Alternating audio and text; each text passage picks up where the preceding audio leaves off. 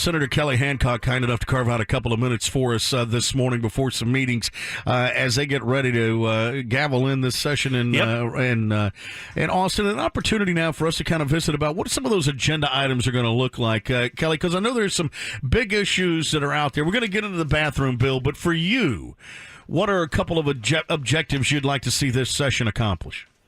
Well, one of the things that we passed last session in the Senate was a spending cap that was more in line with population and inflation. Currently, we have a cap that's based on population and income, which typically is quite a bit higher than what you'll have in population and inflation. Now, the good news for this session is we've actually adopted a spending cap with the Legislative Budget Board a couple of weeks ago that is in line with population and inflation, and that's actually where we landed on the budget last session. Your job there now as chairman of Business and Commerce Committee, also really the more important one might be administration. I mean, you have a chance to sort of have a hand in setting the agenda. We keep hearing a lot about this bathroom bill that the lieutenant governor is pushing for maybe and wants to bring up. How high is that on the agenda, Kelly?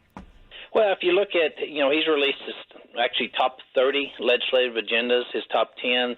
That Women Privacy Act is within that area, and really that's just pretty much a simple piece of legislation saying if you've got male body parts, you don't belong in a women's restroom, and that's the essence of what I think we're looking at there. And private businesses can do what private businesses want to do. We're not looking at that. The legislation has not been completely drafted yet, so we'll see what he comes out with. Because I wonder how it will be different than what North Carolina went through as far as the legislation is concerned. I guess it's too early to know, huh?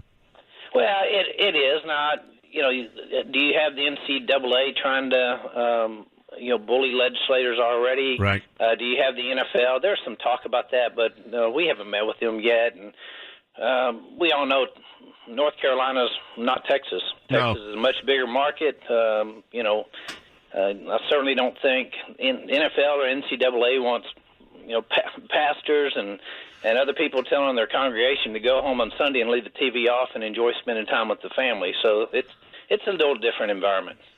So let me just throw this at you to see if I understand it. If they pass some kind of bathroom bill like North Carolina, say it at AT&T Stadium, would men and women both be allowed to go in any restroom they wanted to?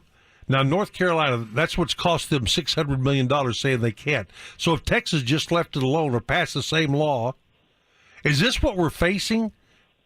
Well, I think, the stadium's kind of a unique situation because it's a public-private entity. Yeah. So how that's going to be handled is still discussed. If it's a private entity, if it's the renamed or new named or Starplex, they're going to be free to do what they want. We're not going to tell private businesses what they want to do. Right. We're at government facilities. That's all up for discussion at this point, and how the legislation is going to be drafted is yet to be seen. Okay, it'll be interesting to follow to see because the figures are it's cost North Carolina around $600 million. That's one of the estimates. One of the estimates. And those numbers are not inflated? The numbers that you'll get out of North Carolina. Yeah. Mm-hmm. The lieutenant governor took a hardline position on this legislation. He actually won his election. The governor took a more moderate, defensive position on it, and he did lose. Okay. Hey, Senator Hancock, by the way, before we let you go, how will things change in the state of Texas, if at all, on the state level, under a Trump administration? Well, I think there are certain things we got to be prepared for. The reality is Texas had several things in place when it came to health insurance and health and human services that when the Obamacare came into effect, it basically took over what the states had in place. And I do think the Trump administration is looking at empowering states, sending the power back to the states. And we're going to have to be prepared for that, both with the repeal and replace of the Obamacare.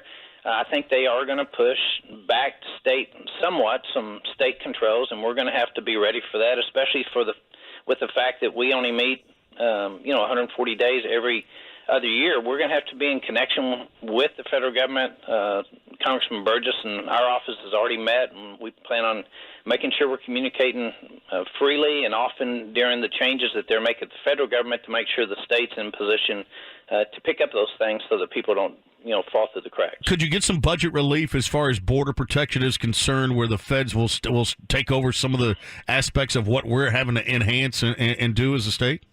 Well, certainly you hope so. I think, Brian, what you'll see us do is the initial budget, we'll have those numbers in there similar to what we had last session in hopes that the federal government will pick that up and do their job so that we're not having to do their job. And if they do, then what you'll see at the end is those numbers may not be in our budget, and we'll be able to use those in other things such as transportation, education, and other areas of the budget. But I think you'll see the budget initially start continuing the enforcement and the success that we've seen along the border, in hopes that the federal government will come up and pick up some of those duties, and we can use those funds in other areas of the budget. Senator Kelly Hancock, we always appreciate the time. Best of luck down there as the session gets underway.